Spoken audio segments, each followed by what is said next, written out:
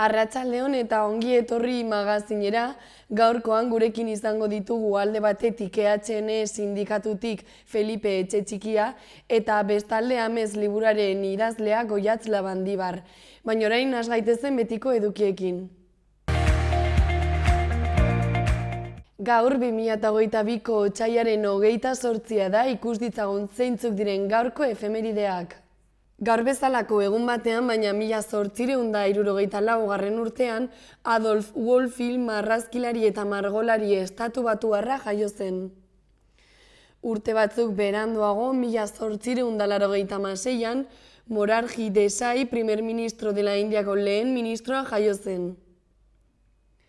Egun berean, baina 2004 urtean, Haitin, estatu kolpe batek Jan Bertrand Aristide presidentea eraitsi zuen erbesteratu beharrean izan zelarik.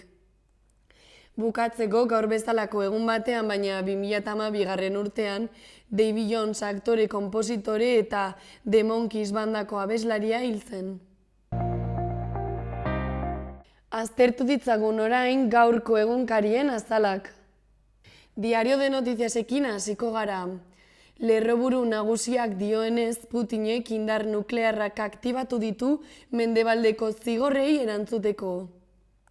Ondoan egunkariak azpimarratu du, Nafarroak 4.217 berrinfekzio erregistratu dituela hilabete eta erdian. Beherago argazki batek lagunduta atzoko Osasunaren partidoari buruzko lerroburuak horrela dio, txispari gabe. Bestalde, Asier Martinez kirolariari buruz, urrea eta marka bikaina izan dela 60 metroko esietan dio. Eta honen azpian, Salsa Mendiri buruz egunkariak idatzi du, pozik dagoela Pekinen parte hartzeagatik. Goiko aldera itzulita hori azpimarratutako lerroburuetako lehenengoak horrela dio, gehien espero izandako inauteria. Eta bukatzeko bigarrenak horrela dio, Mikel Zabalzari omenaldia. Orain, Diario de Navarrara pasako gara. Lerroburu nagusiak dioenez, Putinek alertan jarri du armategi nuklearra. Gai honen inguruan egunkariak alde batetik nabarmendu du, Europar Batasunak lehen aldiz pentsatu duela Ukrainari armak finantzatzea. Bestetik, Alemaniak bere politika bakezalea utzi duela eta bere armadan inbertituko duela dio. Bukatzeko Mendebaldeak Errusiako bankuak SWIFT nazioarteko sistematik isolatu dituela nabarmendu du egunkariak. Bestalde, beherago argazki batek lagunduta horrela dio hurrengo lerroburuak. Alaitasunik gabeko osasuna. Beherago egunkariak gorriz azpimarratu du eraikitzaileek 3 lurzoruan babes ofizialeko etxebizitzen erreserba jeistea eskatu dutela. Eta bukatzeko egunkariak azpimarratu du inauteriek kolorea berreskuratu dutela Nafarroako herrietako kaleetan. Gararekin jarraituko dugu orain. Azalaren lerroburu nagusiak dioenez, Errusiak eta Ukrainak elkarrizketa ireki dute gutun nuklearrarekin. Ondoan Isidro Esnaolaren analiziaren izenburuak horrela dio, globalizazioaren gainbehera bizkortuko duen gerra. Honen azpian argazki batek lagunduta horrela dio hurrengo lerroburuak, Zabalza Garatetarren borrokarako puntu eta jarraipena. Horretaz gain, egunkariak Abe Krujeiras ikertzailearen aipua nabarmendu du eta horrela dio. Obesitatea duten pertsonek 78%ko arriskua handiagoa dute COVID bidez ziuna amaitzeko. Bestalde, Beñat Zalduaren analiziaren izenburuak horrela dio. Ekonomia zirkularraren kimiera, soilik ateratakoaren 8,6 birziklatzen da. Ondoak egunkariak Atorruz idazlearen aipuan nabarmendu du eta horrela dio. Ezkabako iesaldiak gotorlekuko presoen adimena eta erabakitasuna erakusten ditu. Eta bukatzeko Garak azpimarratu du Realaren sendotasuna erabakigarria izan zela Anoetan giro honeko derbian. Ta Euskal Herria Irratia bukatzeko. Lerroburu nagusiena Edurne egin hori nahipua da eta horrela dio. Atzera eta aurrera begira ez jakintasuna da oraindik nagusi. Bestalde Euskal Herria Irratia atzoko Reala eta Osasunaren arteko partiduari buruz hurrengoa idatzi du. Eraizpena ez da aski. Bukatzeko sindikatuek eta euskalgintzak Lezkairuko ikastetxe berrian D-eredua jartzeko eskatu dutela nabarmendu du.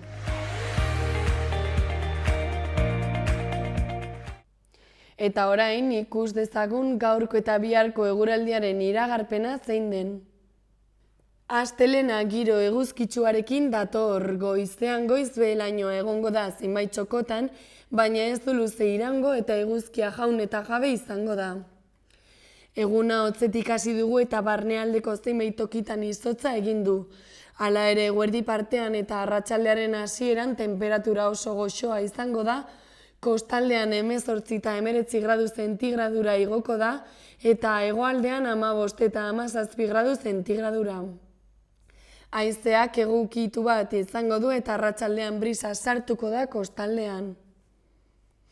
Bestalde asteartean lainotuago egongo da zerua, erdi mailako hodeiak eta goi-hodeiak ugarituz joango dira bereziki mendebaldean, bertan hodeiek tarteka zerua lausotuko dute.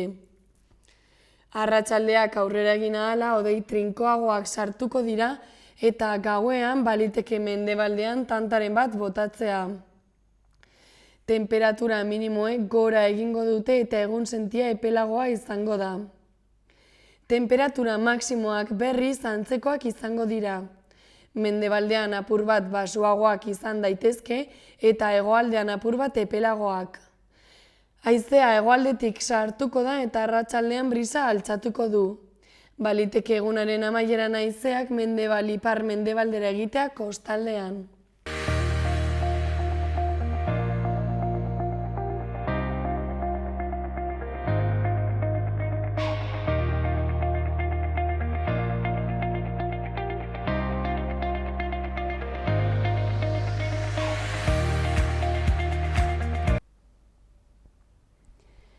Gaurkoan Felipe Etxetxikia, ene Nafarroako koordinatzailea, etorri zaigu platora gurekin hitz egitera. Kaixo, Felipe? Egunon. Zer modu zaude ongi? Ongi esan beharko. Pozik, no etortzeagatik eta eskertuta ere bai. Oso ongi, posten naiz. Felipe, enetik positiboki baloratu duzue Nafarroako etxaldeen abere kopurua murriztea, baina aldi berean salatu duzue langa oso handia dela. Orduan, azalgo iguzu pixka bat, zer gertatu da? Bueno, honek baditu aurrekari batzuk. Lehen dekreto bidez saiatu zen Nafar gobernua muga hauek jartzen, ustiategi edo esplotazio handiei muga jartzen, eta dekreto hori atera zen, baina enpresa batek rekurritu zuen, eta behien kasuan atzera egin zen horrekin. Orduan, sententziaren arabera lege diforma behar zuen olako regularizazio batek, eta Nafar gobernuak hortik jo du. Orain jarri diren zenbakiak aurreko dekretoan jarri diren berak dira, ez? Eta guk gure garaian egin genituen alegazio batzuk edo guk gure zenbakiak ere jarri genituen, beste nekazari sindikatu batzuek bezala eta beste asoziazio batzuk bezala. Eta egin zen hor lan bat sindikatu barruan, asanblada batzuk eta egin ziren, zein ziren gure ustez zenbaki egokienak. Orduan, positibotzat jotzen dugu, ze gutxienez hasi dira zenbakiak jartzen. Ez dira gure zenbakiak, guk zenbaki txikiagoak nahiko genituzke, baina datu hori, jartze hori huts hori positibo da. Momentu hartan ez zegoen estatu mailan eta Europa mailan ere olako regularizaziorik, eta badirudi geroztik ari direla gauza mugitzen eta Espainiar gobernua ere ari da hortan. Eta gaina ari da hitz egiten, beste zenbaki txikiagoak ere bai. Ikusiko dugu zertan gelditzen den, baina guk uste dugu garrantzitsua dela tamaina hori jartzea. Eta ez bakarrik arrazoi sanitarioengatik, baizik guk uste dugu jasangarritasunari begira, jasangarritasuna gainera begiratuz ez bakarrik inguru giro jasangarritasun bat, baizik eta baita jasangarritasun ekonomikoa eta soziala, guk uste dugu nekazaritza eredua jasangarri hori garatzeko olako normatiba beharrezkoak dira. eta bueno, hori da muina, ez? Norma horren muina hori da. Egia da, bueno, aitzaki hartu dutela sanitatean, nolabait esateko, baina guk uste dugu gainera, hori aipatzen dugu, garrantzitsua litzatekeela ez bakarrik arrazoi sanitarioengatik, baizik eta beste jasangarritasun horri begira ere olako normatibak sortzea. Badakigu, bestaldetik presio egingo dutela beste askok, nolabait konpetentziaren izenean edo mugarik ez jartzeko. Ez da sektore honetan bakarrik gertatzen, beste sektoretan ere, badirudi, bueno, konpetentzia hori sakratua dela. Gure ustez, ez dakit, azken finean, igual filosofatzea da, baina ari gara hitz egiten, muga jarri behar direla, azken finean baita aberastasunari ere.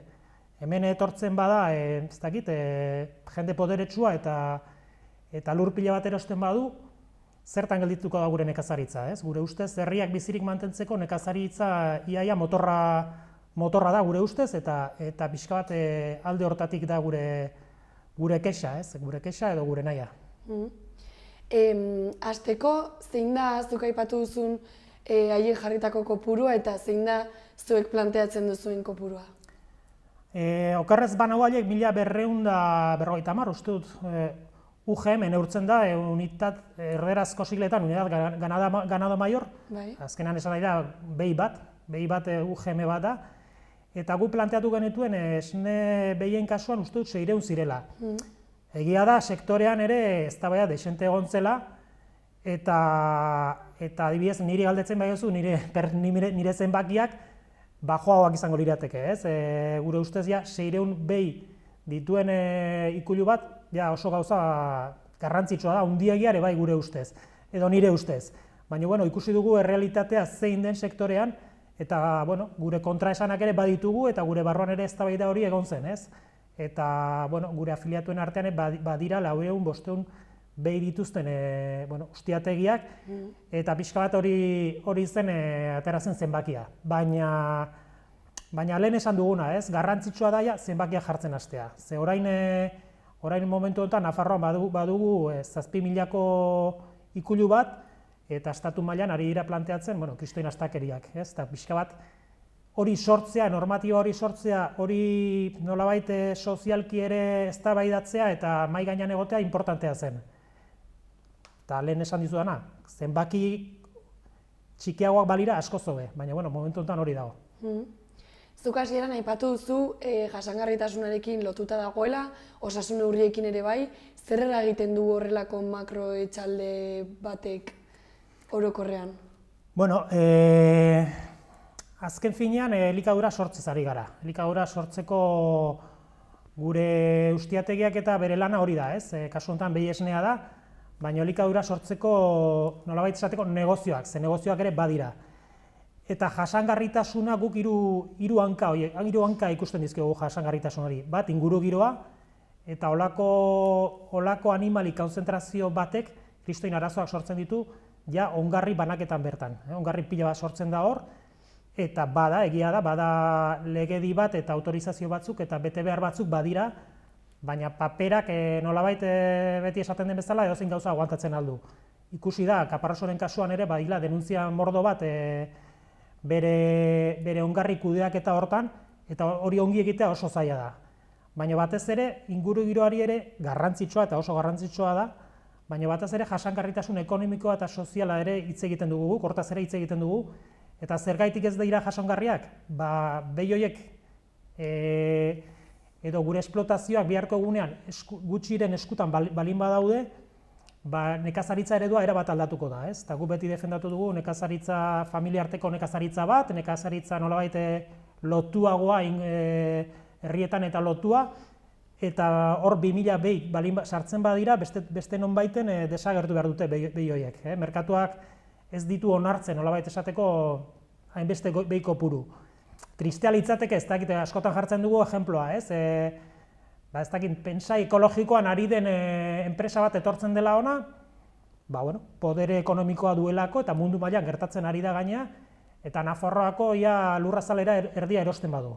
Eta naiz eta haiek modu ekologikoan lana egin, hori jasangarria da benetan. Agian ez dio kutsadura sortuko ingurugori, ez du sortuko, baina gure ustez askotan ahaztutzen zaigu nekazariak eta pertsonak ere ekosistema horren parte garela. Eta gure ekosistema horretan ekonomia garrantzitsua da. Eta nolabait lehen esan dudana, azken finean aberastasunaren partekatze bat ari gara.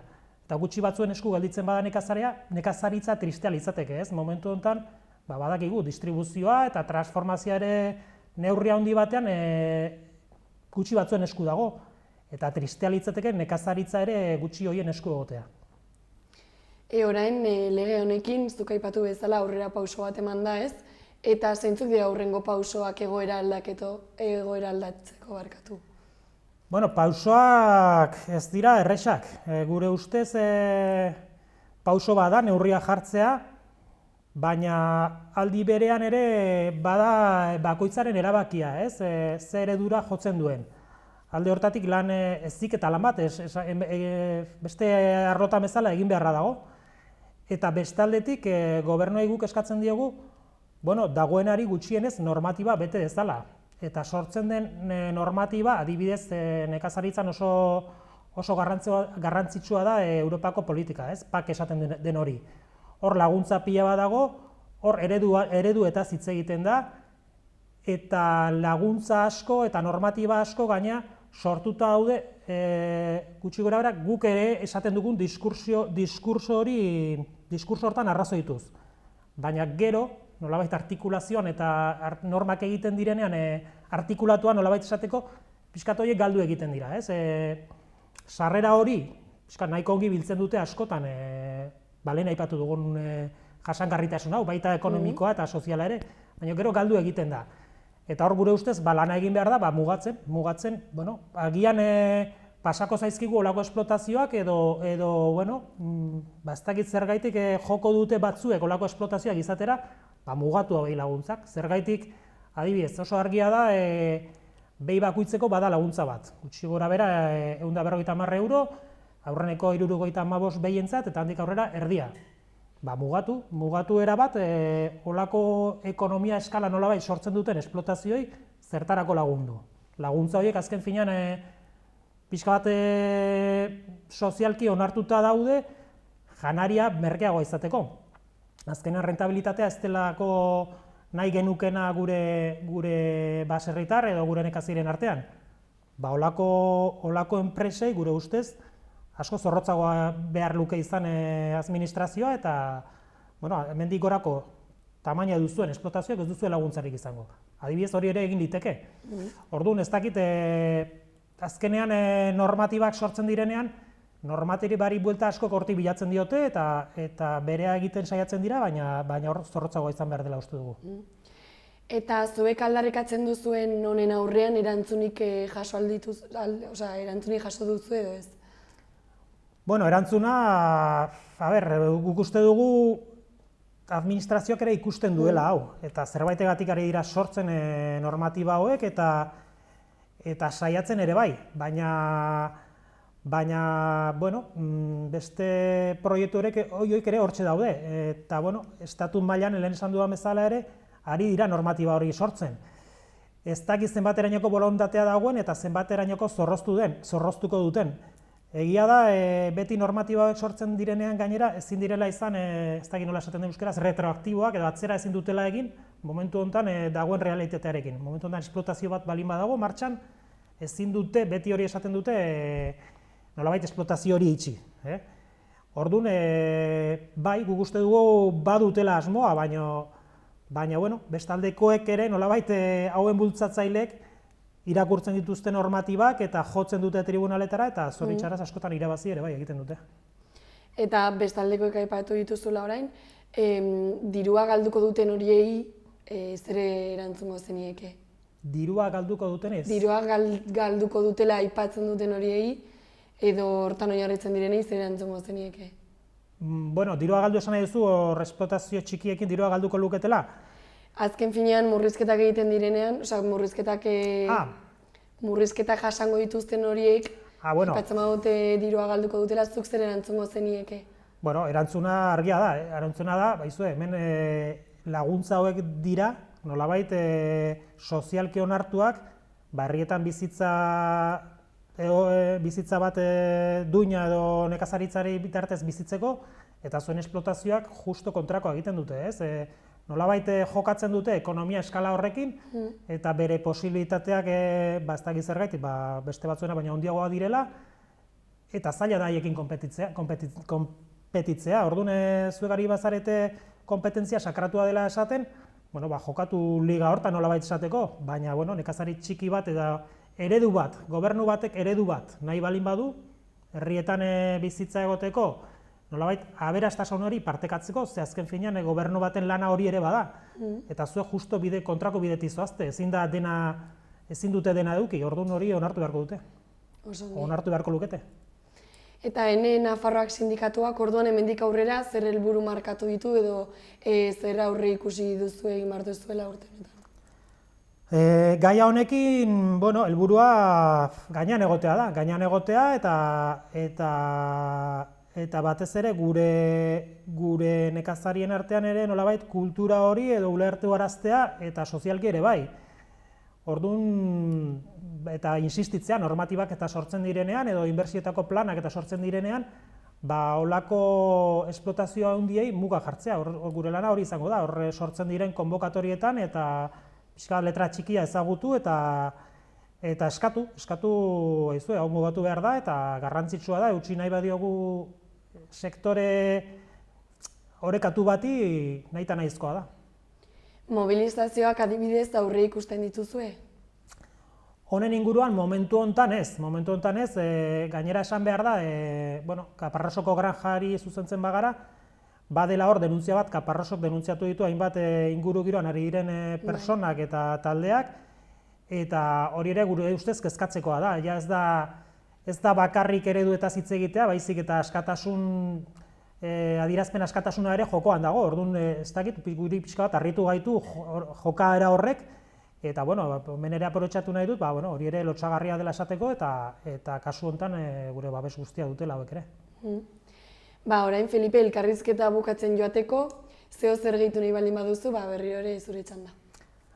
Bai, hor, pixka bat hitz egin dudana, importantea dela sektorea bizirik mantentzea eta sektore hortan nekazariak aritzea, ez genuke nahi, lau enpresen esku nekazaritza, biharko eguneko nekazaritza lau enpresan esku egotea, eta haiek bere langileekin nolabait manejatzea lehenengo sektore hau, uste dugu garrantzitsua dela, eta herriak eta bizirik mantentzeko seguraski motor nagusia nekazaritza da, eta momentu honetan daukagun mundu eredua nolabait hiri handietan da jendea pilatuz, bere inguruan nekazaritzarik ez badu, larriare izan daiteke, pentsa, ez dakit, transportea gutxe egingo balu biharko egunean, hemengo supermerkaduak lau egunean ustuko lirateke. Orduan, garrantzitsua da inguru nekazari bat edukitzea eta gaina nekazaritza hori betiko nekazarien esku egotea, Guk aurreko kongresuan lema horixe izan genuen, nekazaritza nekazarion esku.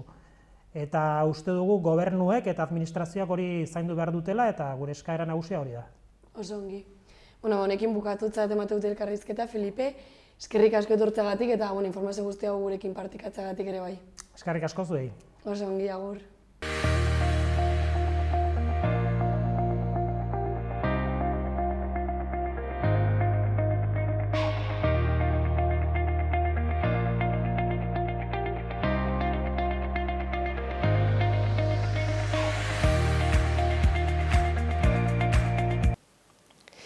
Ikus ditzagun gaurko Iruñerriko udaletako albisteak. Aranguren Ibarreko 8. duatloia 2022ko martxoaren 13an ospatuko da igandean. 12:00 emakumezkoen proba absoluturako eta ordu batak laurden gutxitan gizonezkoen proba absoluturako. Aranguren Ibarreko triatloi kiroi elkarteak antolatzen du, goizeko 10:00 laurden gutxietatik aurrera ospatuko dira jokoi dagozkien lasterketak Nafarroako kirol jarduerak Benjamin mailetetik kadete mailara. Karreran administrazio eta kudeaketa jarduera guztiak, bai eta irteera eta proba guztiak udaletxetik gertu egingo dira. Aranguren Baiarako Mutiloa Beitiko Mutiloa plazan. Irekitze egunetik otsailaren 28ko gaueko 11:49 arte izen emateak triatloian federatuak dauden parte hartzaileentzat bakarrik gordeko dira. Martxoaren 1ko gaueko 12etatik martxoaren 7ko gaueko 11:59 edonork izena eman ahalko du. Probaren egunean bertan ez dira izen emateak onartuko. Bestalde, pandemiaren ondorioz urtebeteko itxaronaldiaren ondoren, 22. korrikak bere zangoak jarriko ditu Aranguren ibarrean. 2022ko martxoaren 31an hasiko da eta apirilaren 10ean amaituko da. Apirilaren 2ko goizean mutiloa zeharkatuko du eta 2 kilometro ibiliko da bertan. 522. kilometroa Irulegi Euskara taldeak egingo duena eta 523. kilometroa zeinetan lekuko Aranguren ibarreko udalak hartuko duen. Epe horretan zehar hainbat ekintza antolatuko dira korrika 22 inguruan, martxoaren 12ko bertso bazkaria, martxoaren 27an korrika txikia eta soaren eta baita gehiago ere. Iruñeko udalak KS programa bultzatzen jarraituko du hiriko kaleetan herritar felinoak kontrolatzeko.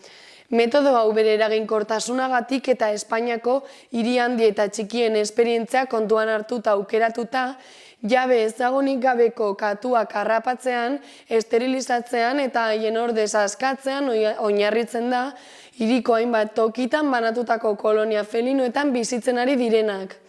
Horrela, animalien bizi kalitatea mantentzen da eta bide publikoan kontrolatu gabeko katuek bizilagunei eragin diezazkieken eragozpenak murrizten dira.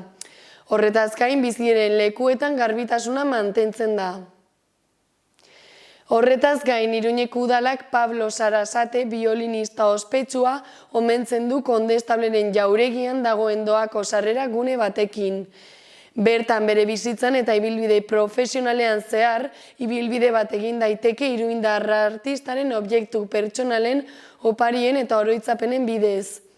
Museo hau sakonago ezagutzeko, aldizka, bisita antzestuak eta bisita entzunaldiak eskaintzen dira, baita musika eta kultura zabaltzeko beste jarduera batzuk ere. Eta bukatzeko Nafarroako gobernuak eta Iruñeko udalak doikuntza tekniko batzuen faltan hitzarmen bat sinatzea erabaki dute gaur 250 etxebizitza babestu baino gehiago alokairu eta salerosketa erregimenean sustatzen hasteko Nafarroako hiriburuko auzo banatan dauden udal titulartasuneko 6 lursaietan.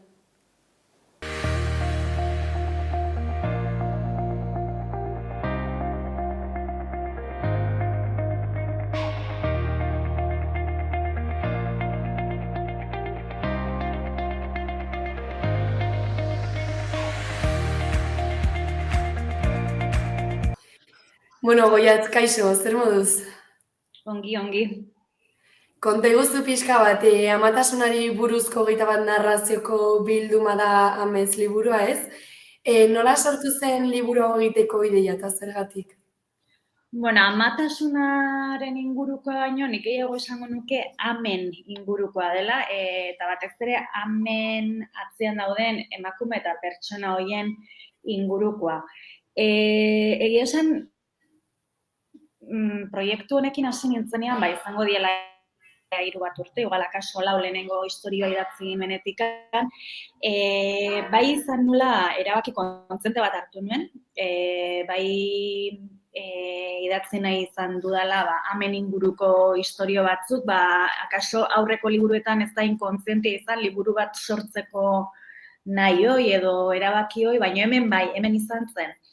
Eta ez dakit bada nolako arrazoi edo mugarri konkretu bat idazten hasteko, esango nuke badaula igual liburu bat irakurri nuna, Contra los hijos izeneko liburu bat, Lina Meruani izeneko idazle txiletar batena, eta horra hausnarketa saiakera bada, eta hausnarketa asko egiten ditu, bai amen inguruan, amatasuna bizitzeko zen inguruan, eta azken finean, niena izan badinon amez inguratua bana noski, nire amagandik hasi, nire amonagandik hasi, eta nire inguruan ez, denak gaudera bat amez inguratuak, eta begira jarri nintzen, beraiei atzean dagoen, amaren atzean dagoen pertsona horrek zer sentitzen duen edo zer bizitzen duen kontatu nahian.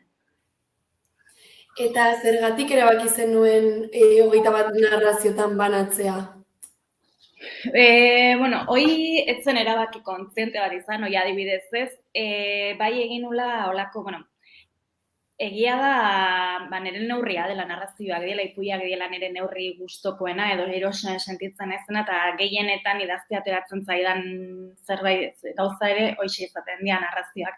Eta hor bai hasi nintzela, gai edo egoerak edo izan zitezkenak horrelako zerrendatxo bat egiten, eta, batzuk gehiago ere bai izan ziren, baina, gero gauza da ideia eta gero garatu nituenak zeintzuk izan ziren, eta garatu nituenak hauek izan zen, eta iritsi zen momentu bat, erabakin nuena, jasta, hauek dira kontatu nahi nituenak, ze berez gai edo egoera gehiago ere bai nituen asere batean apuntatuak, baina gero ez ditut garatu, eta pentsatu nun nahikoak ziela.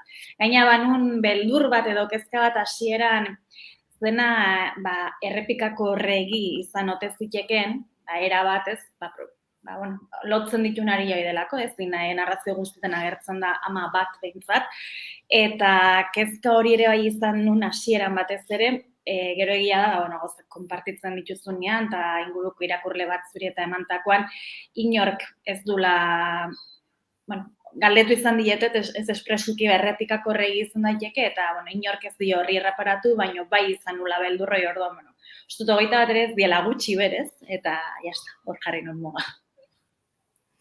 Eta modu batean edo beste saiatu zera lotzen, azken finean hausnarketa batean, baina nola lortu duzu guztien arteko lotura hori, eta zer mezu helarazi nahi zenion irakurleari Goiatz? Aria edo liburuan aria esango nuke hoi dela, ez? Ama bat daola, behintzat, denetan protagonista izango dena, eta bera da narrazioan epizentrua. Gero bestela ez dago, garai desberdinetan daude kokatuak, kontatzeko modak ere oso desberdinak dira, gertatzen dena ere bai, orduan beste aririk edo kronologikoikan edola ez da hor. Baina bai kontatu nahi izan dudana edo pixka bat irakurrian gan sortu nahi dudan zalantza da sortu nahi dudana esango nuke. Iruditzen zaidalako badaola garaiekin aldatzen da, eta gizarteakin ere aldatzen da, baina ama on izateko kontzepzio sozial bat, eta bakarra da ez, eta ama onak nolako izan behar duen markatzen da, eta nire historietako amak pixkat hortik urruntzen dira.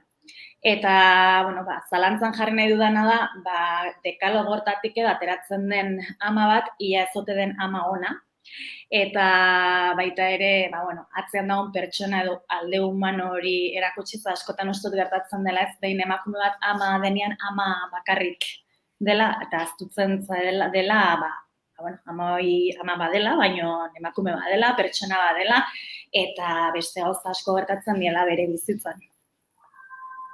Orain arte, Goiatz, zer harrera izan du zure liburuak?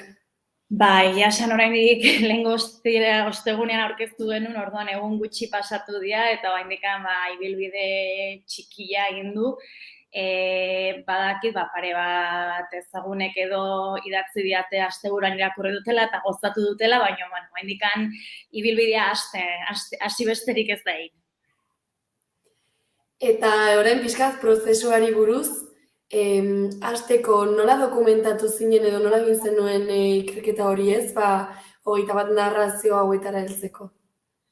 Guztietan ez da beharrezkoa izan, igual ikerketa edo zerbait eta, baina beste batzutan, askotan nik behintzat datuak eta gauzak eta behiratzeko ohitura badut, eta batzutan ohitura badut, eta bestean beharrezkoa ere bai bada, testu inguru sinesgarri bat eman behar diozunean historioari.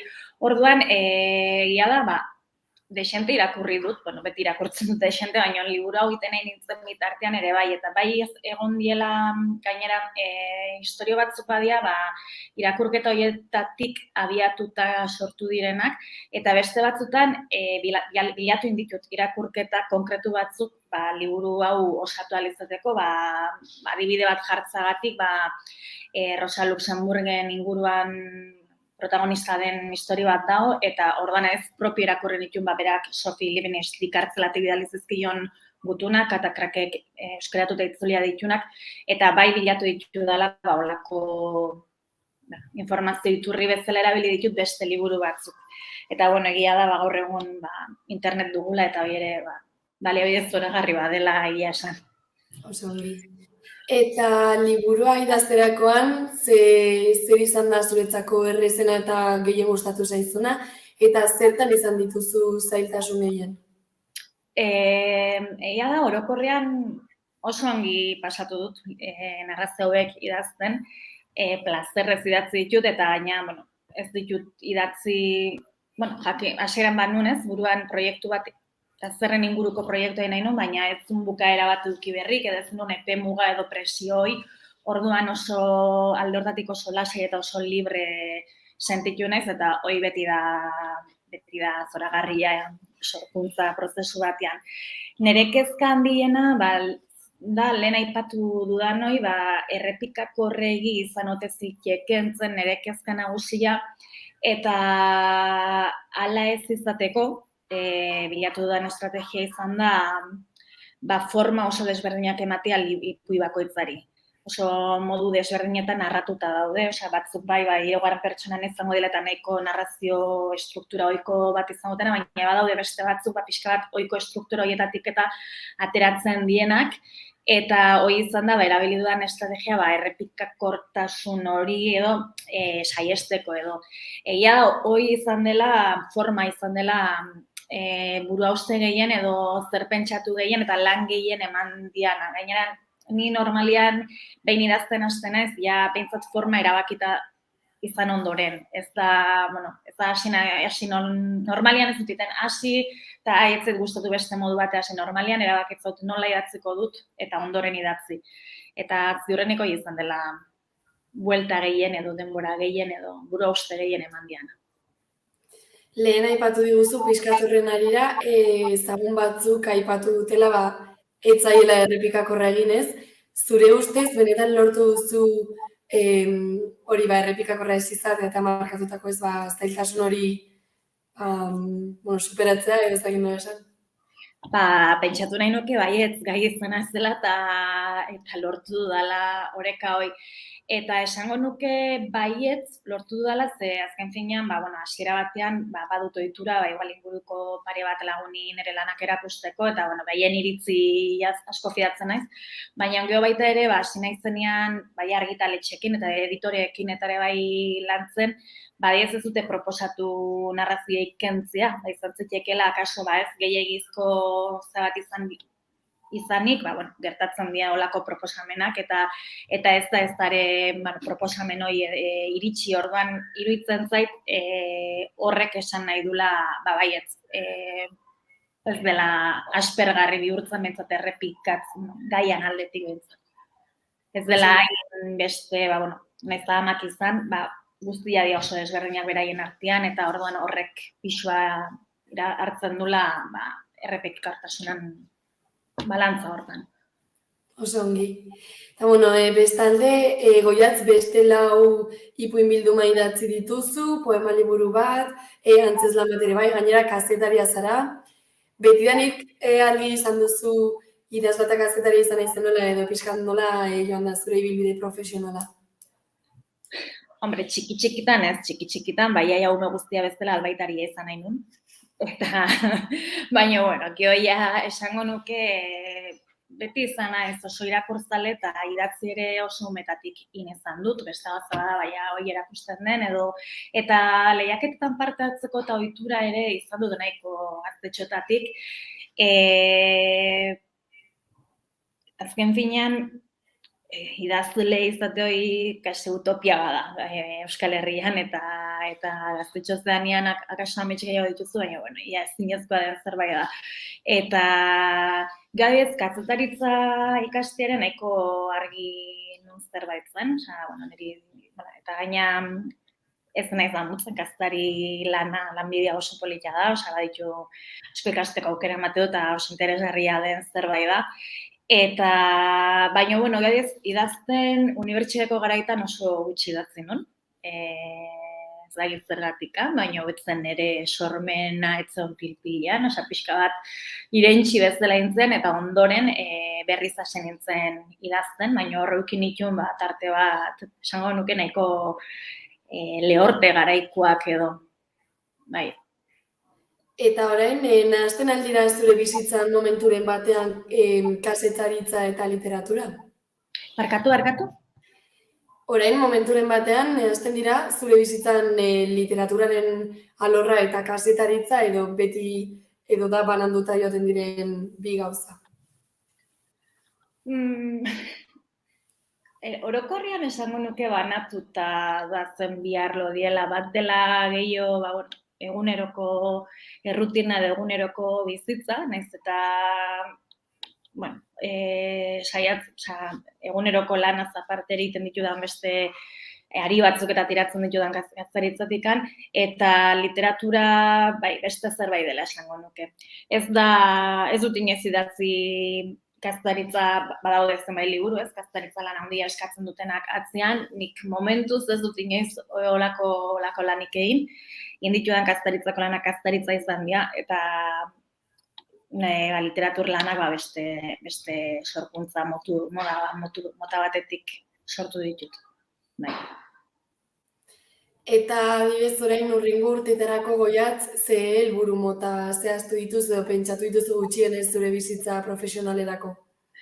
Hoi galdera potolua da, esan ez da epe motzia nola izango den ere bizitza profesionala, orduan ez ditut epe luzerako zahoiek iten, bai adibidez epe nahiko motz zertainean literatura arloan bai izango ditutela beste pare bat lan, kaleratzeko ja leister izango da, hilabete terdi barru, aur literaturako album ilustratu bat, lehenengo aldi izango dela gainantetzako aur literatura munduan sartzen ezena, baina Izapirain ilustratzaileakin batera, eta gaur esiago neko haindekan ez du datarika, baina baitera iritsiko da urten, ia Ramiro Pinilla getxoko udalak antolatzen duen eleberri laburren lehiaketan saritua izan nintzen, eta hori ere argitaratuta ikusikoa. Orduan, epe motzean, horiek, eta epertain eta luzago batean, ikusi beharko da.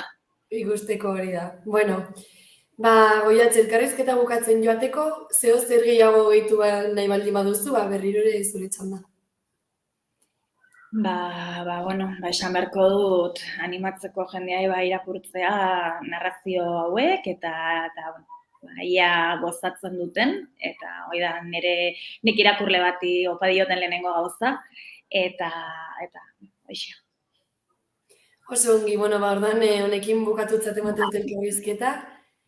Eskerrik asko zure denboragatik eta gurekin bizipen guzti hauek partekatzagatik ere bai. Zuei gonbitagatik.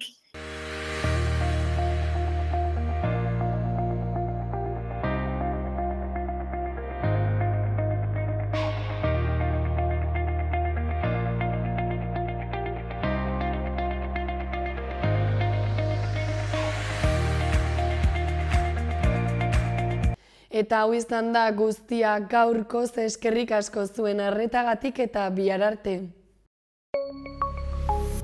Gobierno de Navarra. Nafarroako gobernua.